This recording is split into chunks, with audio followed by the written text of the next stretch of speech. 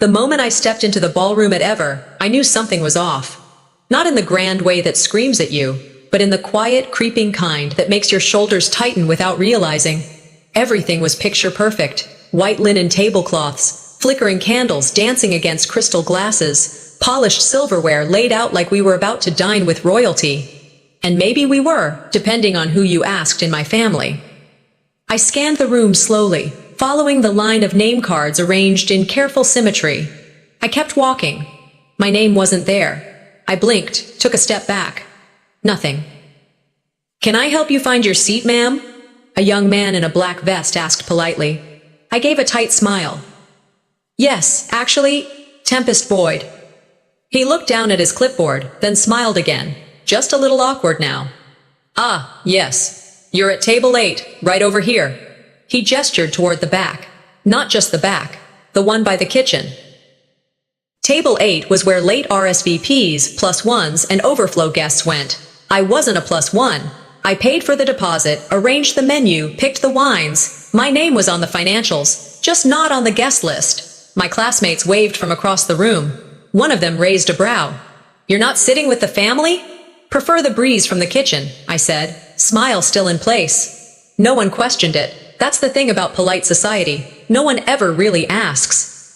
I sat down quietly, my back to the dance floor. It was just a mix-up. Had to be. At the center of the room, under a crown of soft lighting and a dangling chandelier, was a circular table so overflowing with roses it looked like someone had proposed. Gold-rimmed name cards glinted in the candlelight. I could read them from across the room. Callista Viles. Dr. Callista Viles. And next to it, in script that looked suspiciously like my mother's handwriting, Amaryllis Kane. I didn't see my own name. Not even a scribble. I stood up again and walked toward the main table, trying not to feel like I was chasing something I should have already had. I glanced discreetly around the table, as if I were a curious guest, rather than the woman who paid the bill. Nothing. Then I saw it. On a collapsible chair at the far edge, barely tucked under the white draped table, a piece of masking tape with T. Boyd written in blue pen. My name, my seat. It wasn't meant to be seen. A server passed by and I stopped him. "Excuse me, did someone change the seating chart last minute?" He hesitated. "I'm not sure, ma'am. We were told to follow the layout emailed yesterday morning. Is there an issue?" I shook my head. "No. Thank you." As he walked away, I inhaled through my nose, slow, measured. My graduation, my money, my absence. The whispers started before dessert. A woman with a pearl brooch leaned over to me with a wide smile.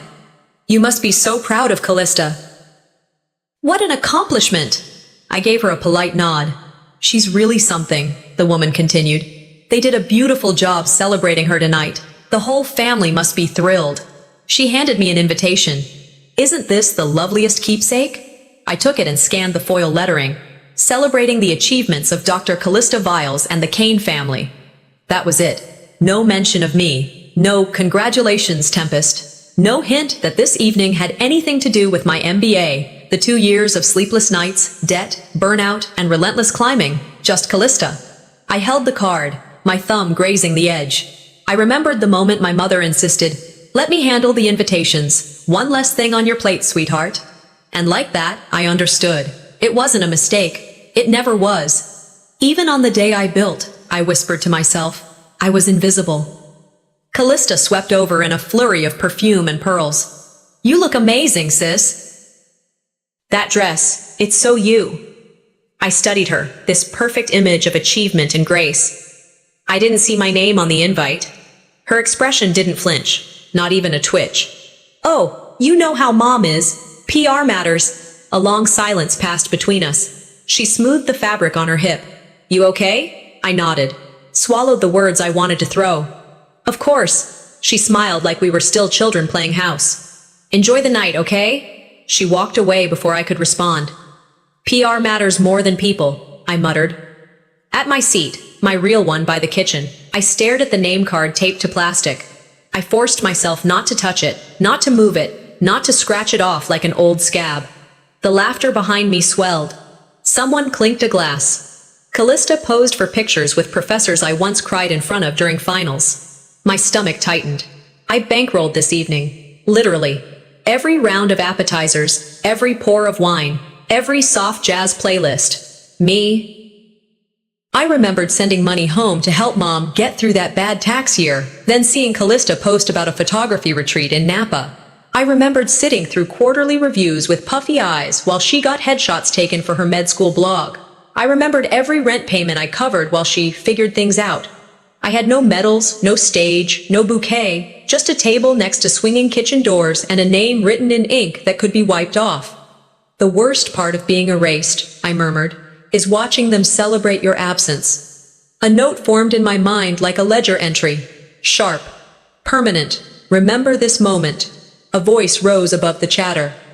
A toast! I turned my head. A family friend, one of those who always smelled faintly of lavender and control, stood with her flute raised high. To Callista, she said brightly, the true light of this family. Applause erupted. I didn't clap. I picked up my phone, thumb hovering over the camera icon. It wasn't about proving them wrong. It was about protecting the part of me they hadn't gotten to yet. The clatter of silverware against porcelain was the only sound filling the silence at my table. I sat with my back to the celebration, watching waitstaff weave between tables like practiced dancers. A few feet away, the kitchen door swung open and shut with a steady rhythm, like a metronome marking my exclusion. Then came the voice, loud, cheerful, polished. To Dr. Callista Viles. A family friend toasted from the main table, holding up her flute like it was a torch passed to the chosen one. You've made us all proud! Applause burst instantly, rippling across the room like a wave I was never meant to ride. A few people even stood, smiling as they looked toward the glowing centerpiece that was Callista. No one turned toward me. No one asked, "Wait, wasn't this Tempest's graduation?" I caught Callista's eyes briefly. She smiled, modest and camera-ready, then turned to hug our mother, who clutched her arm like they were the queen and her heir. I leaned forward, my voice barely audible. It's my graduation. No one heard me, or worse, they heard and decided not to acknowledge it. I didn't expect a parade, but I didn't expect to disappear either. I barely had time to sit back down before a waiter approached with a sleek black box resting on a tray lined in velvet. He paused at the main table. Amaryllis stood, the room quieted, cameras rose. This was choreographed, practiced, performed. She took the microphone from the bandstand like she'd done this before. Tonight, she began, voice honeyed and loud, I want to take a moment to honor the daughter who has carried our name, our legacy, into medicine, who has reminded this family what excellence looks like. I didn't blink. I didn't breathe. She opened the box with a practiced flourish. Inside, a gold Rolex, engraved. Gasps, clapping, even a few whoops from our cousins. Callista stood and covered her mouth like it was a surprise. It wasn't. She knew. Her tears came right on cue. They hugged. Amaryllis kissed her cheek like a politician sealing a campaign promise. I sat still, my hands folded neatly in my lap. I stared at the center of that room like it was a scene from a play I'd paid to watch. Then Amaryllis turned toward me. Still holding the box, she walked over, smiling as if I were her assistant at a gala. Can you hold this, dear? She asked softly, pressing the weight of it into my hands. I didn't flinch. I looked down at the metal watch resting in its satin bed. I've held this family's pride longer than I've held my own. This box, lighter than that. The lights dimmed. The projector flickered to life. Soft music played, violin and piano, something sentimental enough to cue tears, but neutral enough to not distract from the legacy. The screen lit up with gold text, The Journey of Excellence, a tribute to our daughters. Plural. The first slide, Callista as a baby, then toddler, then in a white coat holding a stethoscope that was clearly too big for her. Laughter. Awes. Then Callista in high school, prom queen, valedictorian, mission trips, college accolades, med school awards, intern of the year. Each photo transitioned smoothly, fading one into the next like a love letter to her greatness. Then it happened. One single photo, blurry, underexposed of me. I was maybe 19, standing next to a dorm window, half smiling, and then gone. Just like that. The rest of the video returned to Callista's achievements, her lab coat, her name on conference brochures. A headline, Dr. Callista Viles to join resident program in cardiology. Final screen, celebrating Dr. Callista Viles. No mention of booth, no mention of my name, no MBA, no Tempest. The room applauded again. Wow, someone whispered behind me. So it's her party then? I stood quietly, walked out of the ballroom. My shoes didn't echo. I made sure of that. I needed air, even if it came from the hallway vent. The hallway was cooler, less crowded, less decorated, just walls and a table holding unused brochures. I pulled out my phone. A voice message waited from Elliot. You sure you're okay in there? I recorded a response. I'm compiling evidence. This isn't grief, it's documentation. I wasn't crying, not even shaking. I opened my email, searched for the chain I'd sent to the event coordinator 3 weeks ago, found the link to the video I created, the one showing my late-night studying, the part-time jobs, the moment I opened the booth acceptance letter. The status said, opened, not downloaded, deliberate. I scrolled up to Amaryllis's reply. We'll review and make adjustments for time. They didn't just forget me, they erased me, surgically, strategically, and now I was alone in a hallway holding the evidence. I took a deep breath, walked back into the ballroom with shoulders square. The band was playing now. Soft jazz, timeless and harmless. Callista caught my eye and made her way over. Hey, she said, tucking a strand of hair behind her ear. Everything okay? I stared at her. You saw the video. She blinked. Yeah, it was beautiful, wasn't it? My name wasn't in it. She tilted her head like a dog trying to understand a new command. You think people notice that stuff? I didn't answer. She leaned in with a smile that didn't touch her eyes. You'll still get your moment, she said sweetly. Just maybe not tonight. I returned the smile, softer, slower, quieter. I'll take my moment, I said. You won't see it coming. I walked back to my table, took out my phone, opened the camera, but this time I didn't aim it at the stage. I turned it around, facing me, recording not the room, but the reckoning. I stood near the glass wall of the hallway, away from the clatter of forks and forced laughs. The city twinkled beyond the windows, each light a reminder of how far I'd come, and how little it seemed to matter in that room. Inside, Callista laughed loudly, surrounded by guests in suits and sequins, heads tilted toward her as if she were gravity. They see her as the sun, I whispered to no one, and I'm the shadow in every family photo. I scrolled through the photos on my phone, flipping back years at a time. In nearly every one, I was blurred out, cropped, or hidden behind someone's shoulder. No one ever said, Tempest, scoot to the center. I remembered standing at the edges of every group shot, physically there, emotionally omitted. In one picture, I saw myself at age 12, holding a second-place science trophy. My mother had framed the photo, but only because Callista had been standing next to me, grinning with her first-place ribbon. If they erased me now, it wouldn't be the first time, but something about tonight made the erasure feel final, strategic. Like it had graduated, too. A clink of silverware pulled me back. I turned just in time to catch Uncle Roy holding court at a side table, red-faced and waving a glass around. Still can't believe you turned out okay, Tempest, he slurred. You were a surprise, right? People chuckled nervously. No one corrected him. I waited for my mother to interject, to say, we were thrilled when she came along. But she didn't. Instead, she raised her champagne and said, surprises can be blessings. Eventually, like I was a disease they learned to manage, not a daughter they chose. I stood motionless, but my chest tightened. Not in heartbreak, but in something colder, more precise. Tolerance is not the same as love, and I had lived my whole life mistaking one for the other. Back at my table, I sat without touching my food. My stomach was too twisted for salmon mousse. That's when I saw him. Ryan. He stood beside Callista near the drinks table, his hand grazing the small of her back. They clinked glasses and laughed like it was a private joke from years ago. My breath hitched, not because I still missed him, I didn't, but because I remembered exactly how he left. He ghosted me after my graduation. No call, no email, not even a breakup text. And now, there he was, with her. A woman beside me leaned in. Aren't they adorable together? The doctor and the philanthropist. My mouth dried. I nodded like an actress at a red carpet interview. Polished. Composed. Invisible. Later, as I passed by the bar on my way to the restroom, Callista caught my arm. "Oh, you remember Ryan, right?" she asked, eyes wide with faux innocence. "He's helping me with our medical outreach now. Small world." "Very small," I replied.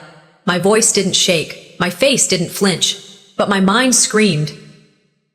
"Years ago, he told me during one of our late-night walks, your family feels impossible." And he was right. But instead of stepping away from the madness, he chose the simpler path. He chose the easier sister. Inside my chest, a switch flipped. I wasn't crying. I wasn't jealous. I was awake. Back at the table, I pulled out my phone and opened my notes app. I typed a title in all caps. Family rewrite. List of erasures. Underneath, I started bulleting entries. Not just money I'd sent. Not just holidays I'd missed, but moments. 5th grade spelling bee. Callista's photo posted. Mine, not mentioned. Senior year internship. I paid for my own train pass. Callista's summer program was fully covered. Thanksgiving. 2016. I set the table. Callista gave the toast. Dad's funeral. She spoke. I wasn't asked. It was more than memory. It was pattern. A deliberate retelling where my part got smaller every year. I read an article once that said, "Silence doesn't mean peace. It means the person stopped hoping you'd listen." I stopped hoping a long time ago. Now I was collecting, documenting, preparing. The applause swelled again, loud and hollow. I didn't look up at first, but I heard it, someone's voice cutting through the noise. "Where's the real graduate?" The room hushed a little, not entirely, but enough that heads turned. I stood, walked toward the center table, not fast, not slow. I picked up my glass, met my mother's gaze, and lifted it gently. I didn't plan to speak, but the words came, and they didn't sound like mine. They sounded like someone done pretending. I didn't sit back down right away. I stood at the edge of the ballroom, holding my glass like it was the only anchor keeping me grounded in that place. The laughter inside grew louder, fuller, as more guests poured in, hugging Callista like she had just cured cancer. Someone dropped her name with doctor in every sentence, as if it was now her first name. No one approached me, not a glance, not a nod, not even a polite, "How's everything?" My phone buzzed. A notification banner slid across the screen. It was from the restaurant's billing system. I tapped it out of habit. My eyes moved quickly over the invoice. $12,000. Billed to Mrs. Amaryllis Kane. Hosted by Dr. Callista Viles. My card, their names. My achievement, their show. I scrolled up. The breakdown of costs, appetizers, wine pairings, flower arrangements, AV setup, everything had my approval. I remembered being meticulous, sending changes in bullet points, confirming allergies, even insisting they double-check if Cousin Claire was still vegan this month. And now, on paper, it looked like they had planned the entire thing for Callista. From their wallets, from their hearts, I had to sit. I sank back into the chair at the kitchen table, the one that wobbled slightly to the left. As the servers refilled water glasses and cleared salad plates, I pulled up the email chain from weeks ago. My subject line, final confirmation, graduation dinner. There it was, my exact wording. Please ensure the evening celebrates both daughters equally. Back then, I thought that line was protective. Generous, even. Now it just looked pathetic. I flipped open the guest book. A framed gold placard stood on the welcome table. A celebration of Dr. Callista Viles, sponsored by the Viles Kane family. Not Callista and Tempest, not our daughters, just her. I walked over to the event coordinator, a young guy with hair too neat to be accidental. "Hi," I said, keeping my voice even. "Can I ask, were there last-minute changes to the signage or seating?" He smiled. "Oh yes, your mother made some final updates on the phone a few days ago. She wanted to centralize the message, said it'd be cleaner. Did she forward that to me?" He paused. No. I assumed you two were on the same page." "I see," I said, tight-lipped. "Can you email me those updates?" "Of course. I'll do that after the event." "Perfect. Thank you." I turned and walked away, every step firm, deliberate. It wasn't just erasure. It was branding theft. The screen above the dance floor flickered again. A new segment of the video presentation began. The title appeared in cursive font. Behind the journey. I straightened. This was supposed to be my contribution. I had spent hours stitching it together. Clips from undergrad, late nights in the office, footage of me standing in front of a whiteboard during my internship, pitching strategy. Quiet victories, steady climb. The screen stayed black for 3 beats. Then a new montage played. Callista's baby photos again. More shots from her residency. Her at a gala with mom. Her giving a talk at a women in medicine brunch. Soft music. Light fades. It ended with a quote on the screen. Excellence begins with family. The lights returned. Polite applause. I didn't move. Not even to blink. The host, some generic MC hired for the night, stepped to the mic. Apologies, we had a technical issue rendering one of the files. We had to trim some content for time. Thank you for your understanding. I stood up, calm, controlled. I walked to the AV booth, a small table in the back corner hidden behind a floral display. 2 people sat behind the laptop. Excuse me, I said. A girl with blunt bangs looked up. Hi, can I help you? I sent in a video segment titled Tempest's Journey. It was confirmed. Why wasn't it played? She blinked. Oh, that file was marked as outdated. We were told to use the updated version. Who gave you that instruction? She looked at the clipboard beside her. Says, client request, Amaryllis Kane. I nodded. Thank you. She smiled awkwardly, already turning back to the screen. Outside, the air was cooler. A welcome contrast to the warmth inside that ballroom, which now felt like a furnace of pretension. I stood near the valet station, ignoring the cold against my bare shoulders. I opened my inbox, found the confirmation email, screenshot, saved, then the invoice, another screenshot, saved. Then I opened a new note. Title: Documentation Phase, Duplicity Archive. Underneath, I started bulleting. Invoice shows $12,000 paid from my card. Guest book lists hosted by Callista. Clip marked as outdated despite confirmation. AV override initiated by Amaryllis Kane. Email thread proof. Intention for dual recognition. I paused. You don't win by yelling, I whispered. You win by collecting. For years I'd been told, don't make a scene. That phrase was practically a lullaby in my family. But this wasn't a scene. This was a story. And I was finally ready to tell it. Another email pinged. I opened it. Subject: Client Video Revision Confirmation. Body: Your revised file was overwritten per on-site client request. Amaryllis Kane. My lips curled, not in amusement but in clarity.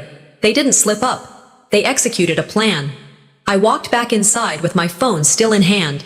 I returned to my table quietly, not defeated, just quieter than before. The kind of quiet that doesn't announce itself, but settles in with purpose. The lights dimmed again for another speech. This time, a professor from Callista's med school was called up to speak. I watched as the spotlight hit our table, the one I paid for, and swept right past me.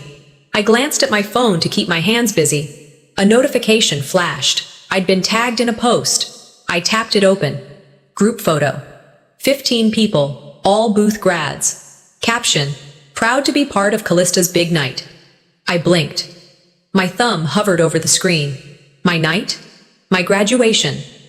I zoomed into the image. There I was, in the corner, half-turned, mid-blink, blurred. I wasn't even cropped properly. I scrolled down to the comments. A chorus of applause emojis, hearts, and well-deserved praise reigned under the post. People I studied with, pulled all-nighters with, were now complimenting Callista, who had never set foot in booth. One comment stood out. Wait, wasn't this Tempest's graduation? And then, poof, it was gone. Deleted. I stared at the screen, the pressure in my chest growing. This wasn't a misunderstanding. This was a rewrite. Intentional. Systematic. I took a screenshot, saved it to the same folder I had started earlier. I'd labeled it Duplicity Archive. It wasn't revenge. It was record-keeping. Minutes passed. Then my phone buzzed again. This time, a message from Professor Halverson. Strange you didn't accept the post-grad fellowship. We really believed in your work. I stared at the message, confused. I hadn't rejected anything. I opened my email, searched for the fellowship name. Nothing. Not even in spam. Then it hit me. Mom had access to my physical mail at the old house. She still had the key to the P.O. box I used before moving to the city. I closed my eyes. As she wouldn't. But she would. She had. I searched for any forwarded messages. Nothing. But then I found a draft I'd once started, an unsent reply to that same professor. I'd saved it, meaning to send it later, but never had. It began with, "Thank you so much for considering me." That was all I needed to remember. They hadn't just taken the spotlight, they'd blocked paths. I wrote a new email to the fellowship chair. "Hi, I recently learned an opportunity may have been declined on my behalf. Could you confirm who responded and when?" I reread it twice before hitting send. Then I opened Instagram and drafted a post, text only, black background, white letters. A reminder, protect your access to your own future. No tags, no names, but people would know. I stood up from the table, walked toward the back patio. I needed air that wasn't piped through vents and coated with curated lies. Outside, I paced slowly near the fountain. The music from the ballroom pulsed faintly behind me. Then I heard heels clicking across the stone tiles. Callista. She walked up, drink in hand, eyes soft, too soft. "You okay?" she asked. "Define okay," I replied. She smiled. "You know how this family works, right? It's better to let Mom take the reins." "That's the problem. She never lets go." Callista took a sip of her cocktail. "Look, you're still here. The night's going beautifully. I don't see the harm." "You don't see it because you're not meant to." She tilted her head. "Are you really going to ruin all this over pride?" "No," I said, tone firm. "Over principle." She blinked. I didn't ask her to reject anything. I didn't ask for my own name to be erased either. We stood in silence. I saw her processing. Not guilt, just calculation. I added, "I'm taking my reins back, and I'm not asking for permission." She looked away. "You always make things harder than they need to be." "No. I just don't make them fake." I turned and left her there, walking straight into the ballroom again, not to stay, but to collect what was mine. My phone buzzed. New email. Subject, fellowship confirmation. Follow-up on rejection. I opened it mid-stride. Text, declined by Amaryllis Kane, as legal contact on file. I stopped walking, but I didn't stop breathing. My hand didn't shake. I closed the email and slipped the phone into my clutch. They thought they'd stolen my opportunity, but what they really did was show me exactly where to draw the line. Callista's voice was dripping with gratitude, timed to perfection. "I couldn't have done this without my family," she said, her hand touching her chest like she was accepting an Oscar. "You've all supported me, believed in me, more than I could ever say." The applause roared, echoing off the ballroom's gold leaf ceiling.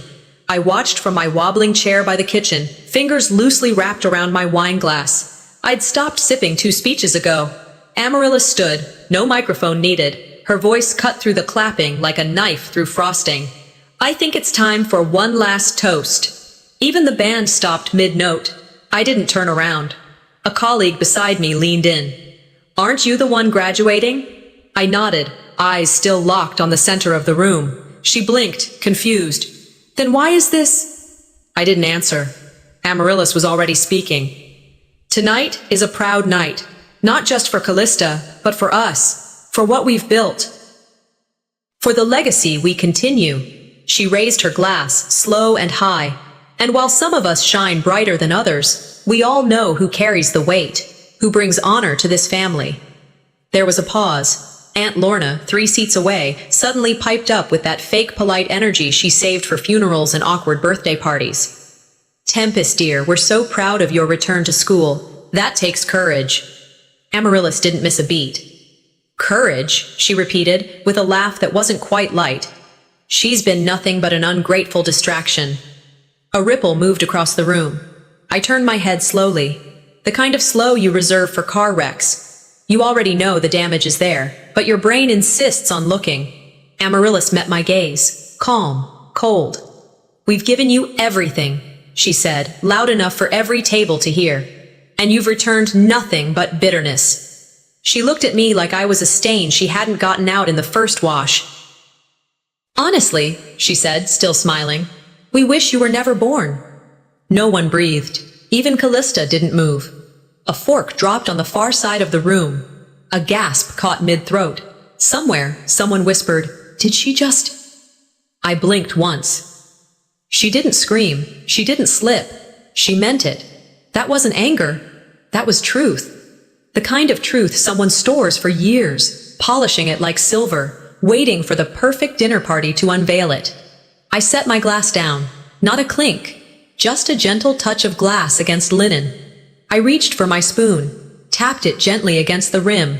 Once, twice. People turned. Silence descended like a fog. I stood slowly. No rush. No drama. I smiled. A real one. Not wide. Just wide enough.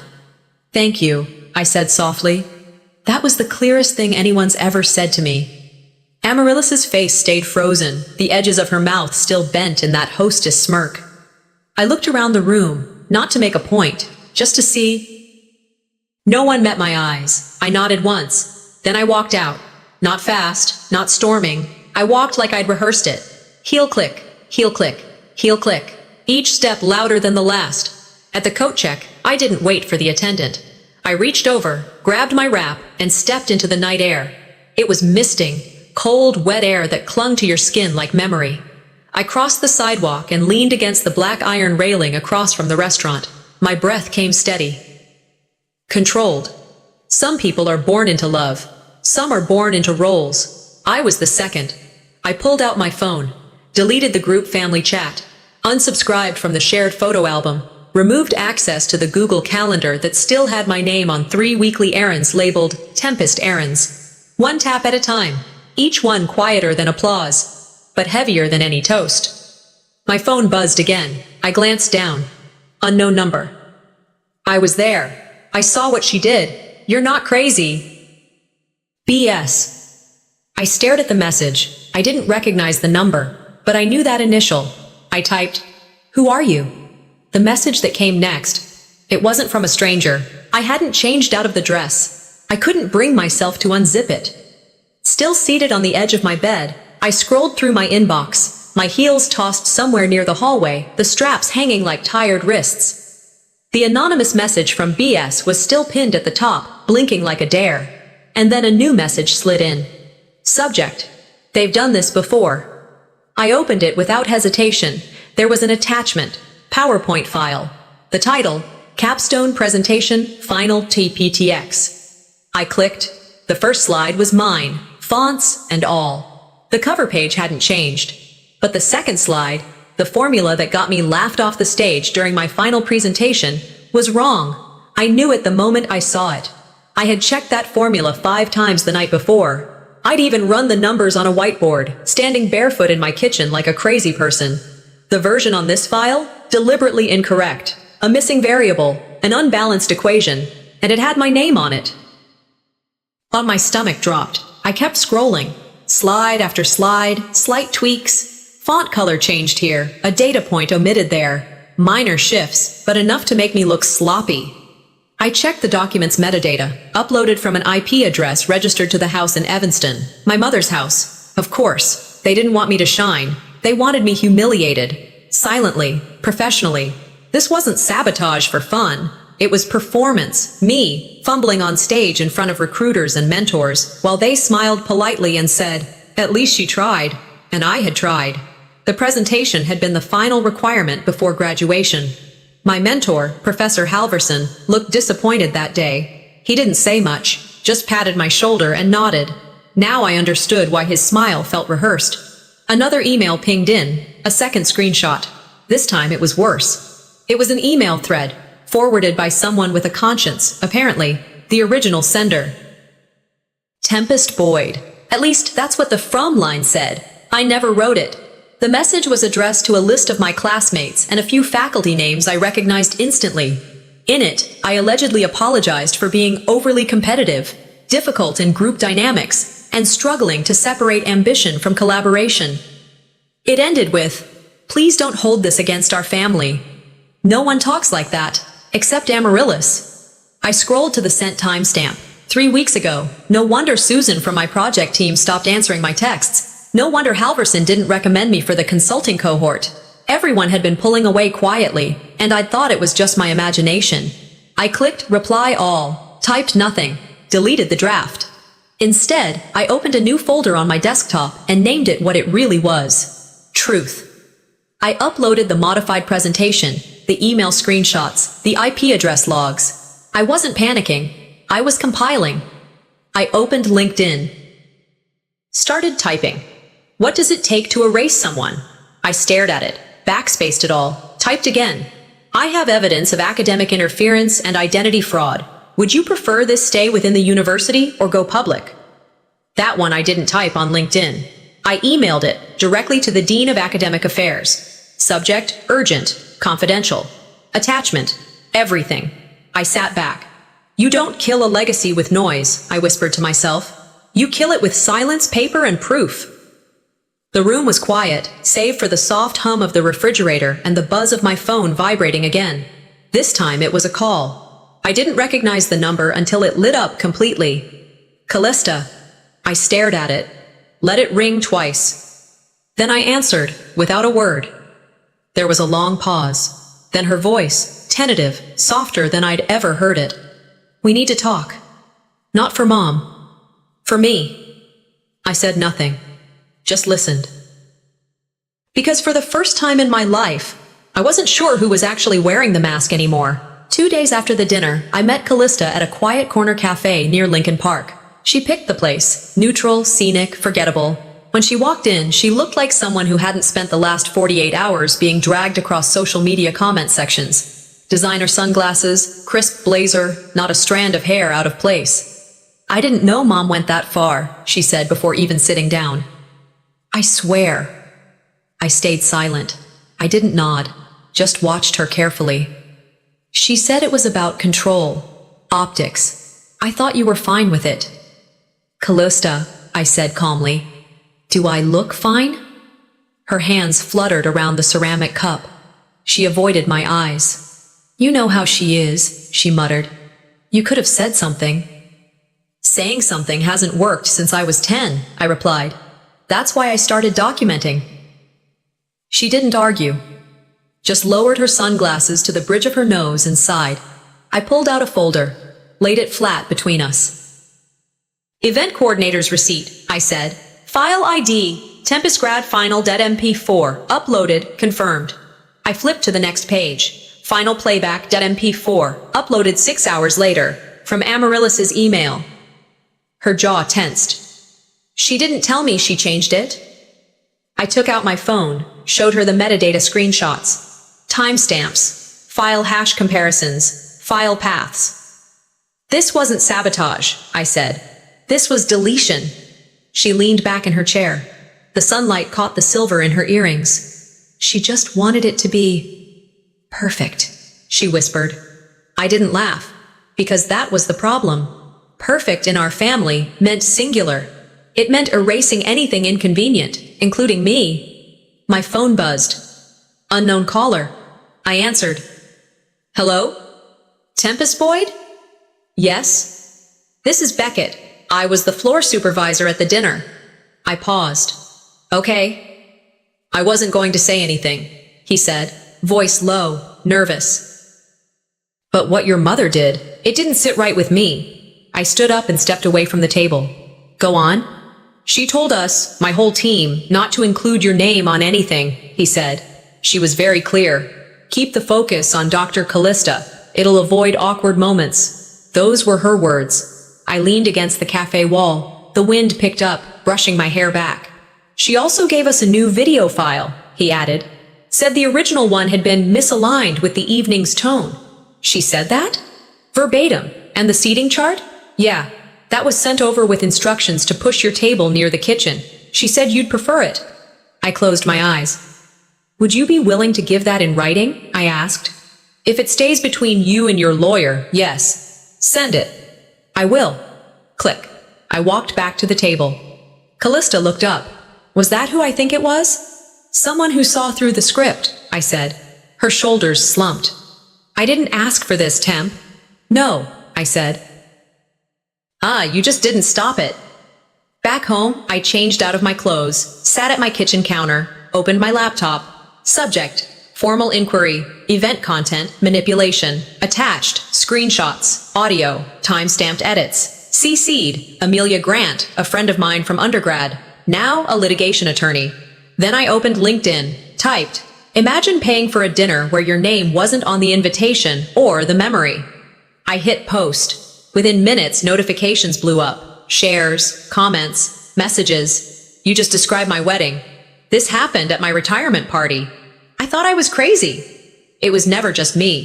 This happens more than we think. I wasn't just documenting anymore. I was unmasking something bigger.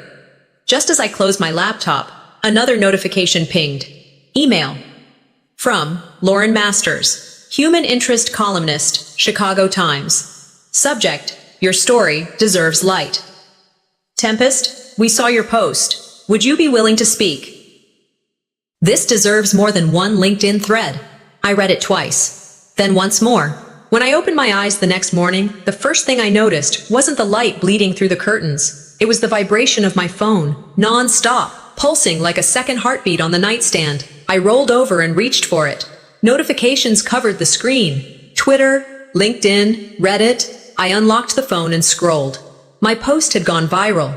Hundreds of thousands of views, thousands of shares, countless comments.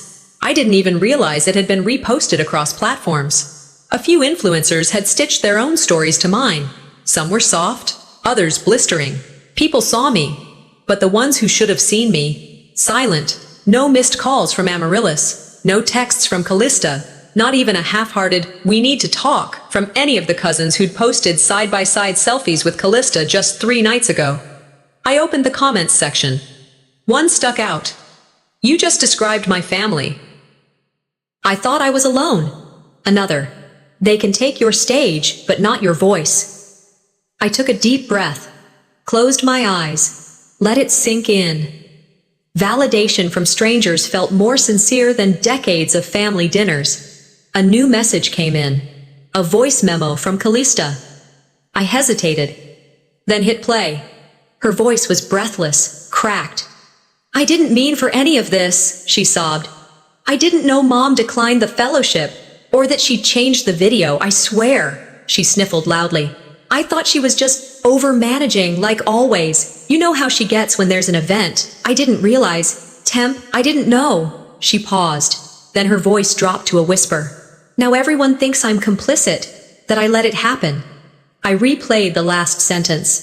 This was the first time I'd ever heard her cry. And it wasn't for me.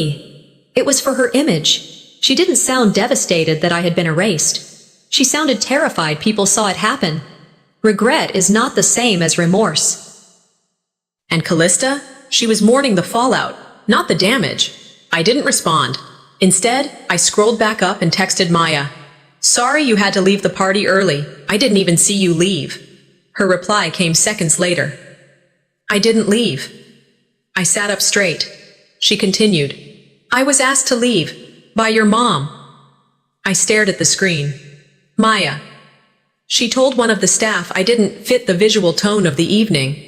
My jaw locked. She said I made the photo lineups look unbalanced, told me it was best if I left before the slideshow. My eyes burned.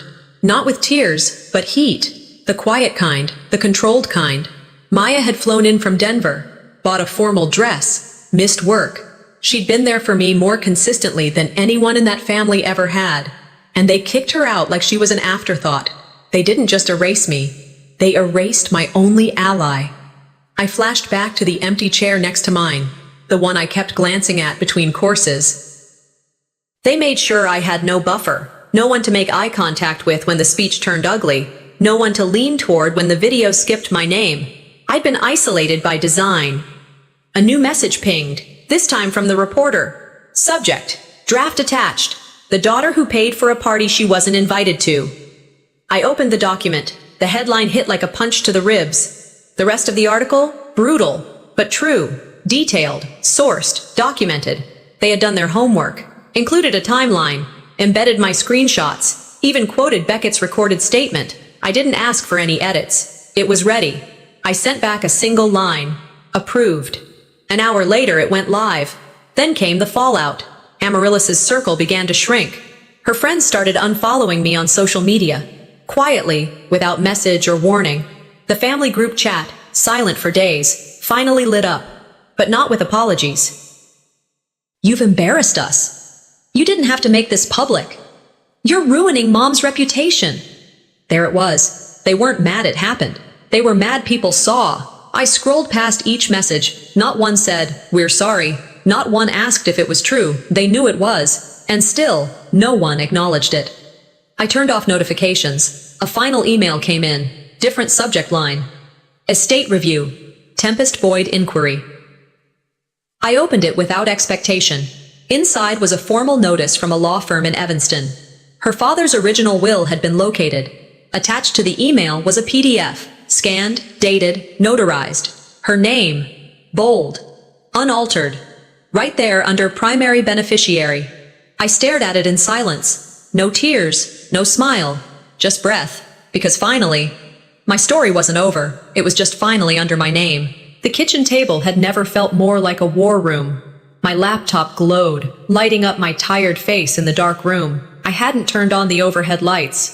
Something about the shadows made it easier to sit with the truth. There it was, my name.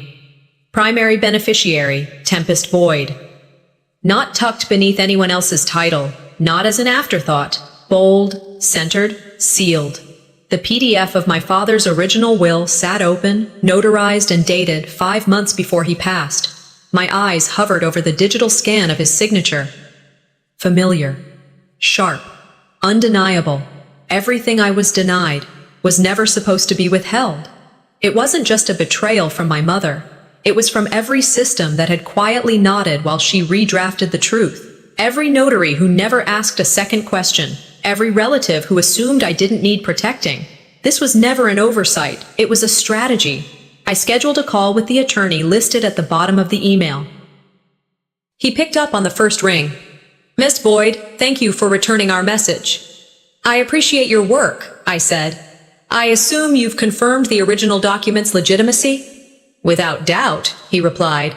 "The document was found in a safety deposit box under your father's name. The key was turned over during an audit of the estate." I let out a quiet breath. "And the revised version?" "Submitted later, signed under duress, and not by the same notary. It was never properly registered." "Can you say that on record?" "I can, and I already have. We've logged everything." He paused, then added, "Ms. Boyd, this may warrant a fraud investigation. You have legal grounds to—" "No threats," I cut in. "Just action."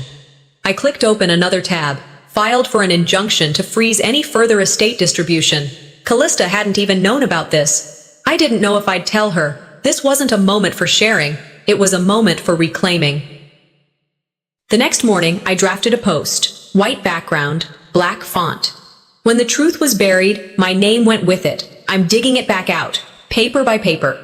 I hit post, closed the app, walked into the kitchen and brewed coffee like it was any normal day. Within 2 hours, I was trending again. This time, the comments weren't just sympathy, they were outrage. A local reporter picked up the will story, then another. A legal blog did a breakdown of how estate manipulation happens inside upper-middle-class families. Then the deeper layers started to unravel. Journalists began reviewing Amaryllis's involvement in a number of community boards. It turned out, her nonprofit had inconsistencies. One grant application used padded resumes, another cited her daughter's medical credentials as part of the application, without disclosure. She was asked to step down from 2 boards within 48 hours. A third suspended her indefinitely pending investigation. I didn't post anything else. I let the documents speak for themselves. She taught me to play nice. I taught myself to play fair. For the first time, I wasn't carrying the story was carrying itself. That night, I sat on the floor of my living room and opened a notebook I hadn't touched in over a year. I wrote one line across the top. What does freedom look like? For me, it looked like this. Not vengeance, not chaos. Clarity. I picked up the phone and called Amelia, my attorney friend.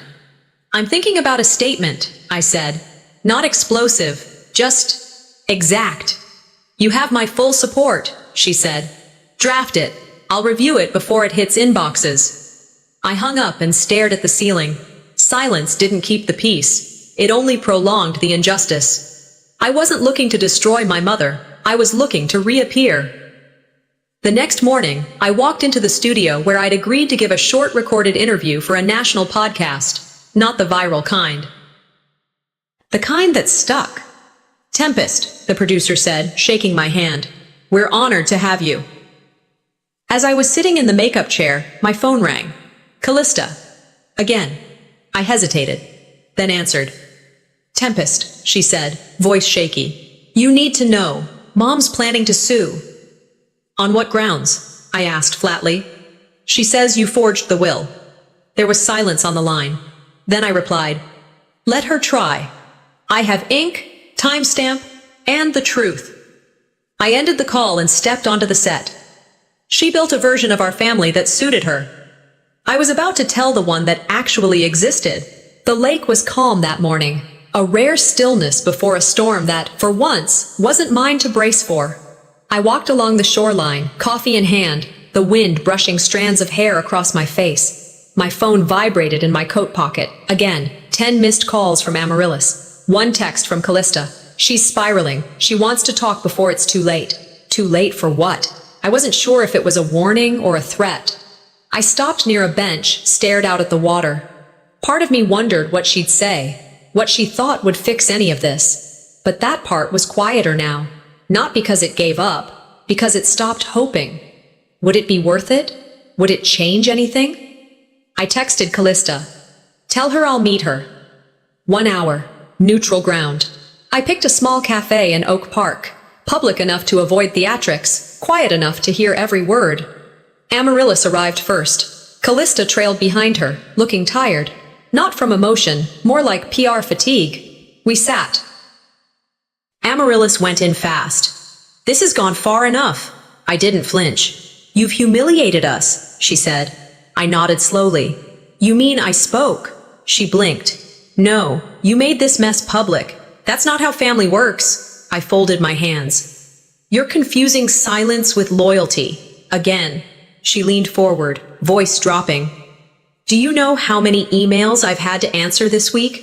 What this is doing to my position on the board?" "You seem more upset about perception than reality." Callista interjected. "Can we not do this here?" Amaryllis ignored her. "All of this could have been handled inside the family. We would have fixed it." "You mean spun it?" She sighed loudly. "It was just stress. The estate, the planning. You know how things snowball." Still not one word of apology, not even close. Callista reached across the table toward me. "Temp, she's trying." I looked at her. "No, she's managing. That's different." The check came. I put down cash before anyone else reached. And as I stood, I looked directly at Amaryllis. Her eyes met mine, hard as stone. "You didn't want me to exist in that story, and you succeeded. I'm not part of it anymore." I walked out. No slam of the door, no final scream. Just stillness. Some doors stay shut not because they're locked, but because you stop knocking. Back at home, I opened my phone, deleted the last voicemail from my mother. I hesitated for half a second before hitting confirm. Then I unsubscribed from the family newsletter, the one with the curated updates and carefully cropped photos, opened my email, forwarded the estate documentation to Amelia, my lawyer, with a single note. "Let's finalize everything." Emotionally detaching was less like ripping off a bandage, more like shutting off a valve, one twist at a time. I picked up the phone and called Maya. "Hey," she said, cheerful as always. "I just wanted to say thank you." "For what?" "For showing up, for staying even when they asked you to go. For never asking me to shrink." There was a pause. Then, "You finally sound like you're breathing your own air." I smiled. That night, I opened my LinkedIn, updated my bio. Advocate for truth, dignity, and the ones erased too long. Requests had already started coming in. 2 women's leadership summits, 1 resilience conference, and a podcast appearance. None of them asked for my last name. They asked for my story. I pulled out my journal and wrote down the quote I hadn't let myself believe until now. Healing isn't about returning to what hurt you. It's about no longer needing it to prove you survived. Then underneath it, I wasn't built to be their shadow. I was built to cast my own. A knock at the door. I opened it. No one. But a small package sat at the welcome mat. No return address. Inside, an old photograph. Me, around 7 years old, standing between my dad and Maya. I remembered the day he'd let me pick the music in the car, and we danced like idiots in the driveway. On the back of the photo, his handwriting. "You've always been enough, and you always will be." I didn't cry. I didn't smile. I just stood there, holding the proof I no longer needed, but was grateful to have. The studio was smaller than I expected. No big cameras, no lights glaring down on me, just a circular table, 2 microphones, and a soundproof booth that somehow made silence feel thicker. The producer greeted me like an old friend. "Thank you for being here, Tempest. This story will help so many people. Take your time, but take your power too." I nodded. No makeup team, no handlers, just me. I adjusted the mic. The red light turned on. My heart didn't race. Not this time. I took a breath. "I used to whisper my story," I said. "Now I'll let it echo." And I did. I told it all. How the video of my graduation was overwritten. How the celebration was stripped of my name and built around someone else's.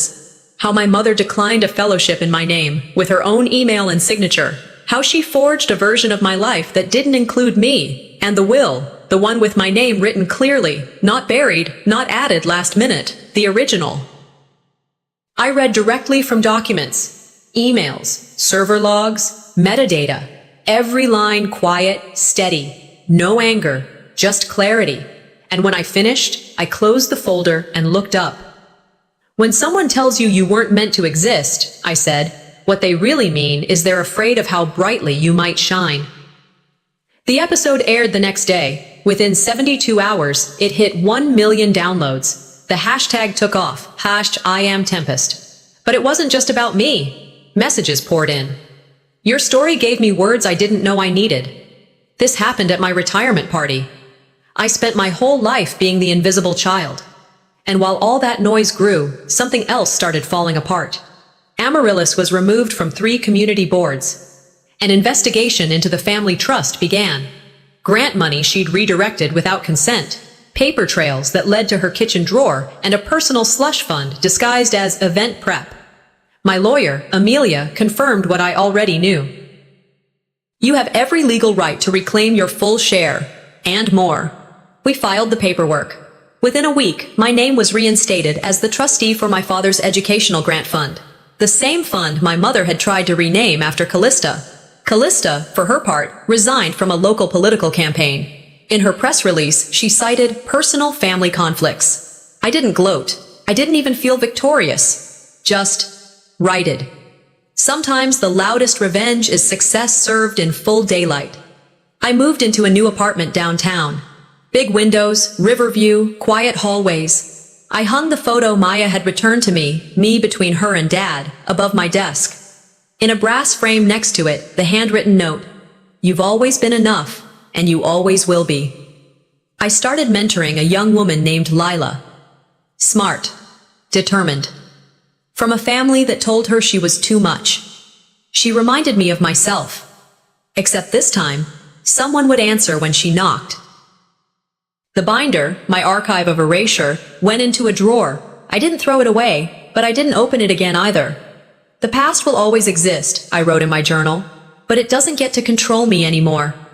On my birthday, I did something radical. I celebrated. No guest list, no photographers, no staged speeches, just me. Coffee, a walk by the lake, a homemade carrot cake. I lit 1 candle, made no wish, and ate the whole slice without apology. The next week, I stood backstage at a women's leadership conference. The stage manager looked at me, headset in place. "How would you like to be introduced?" I smiled. "Just use my name," I said. "That's more than enough." The music faded. The spotlight found me, and I stepped forward.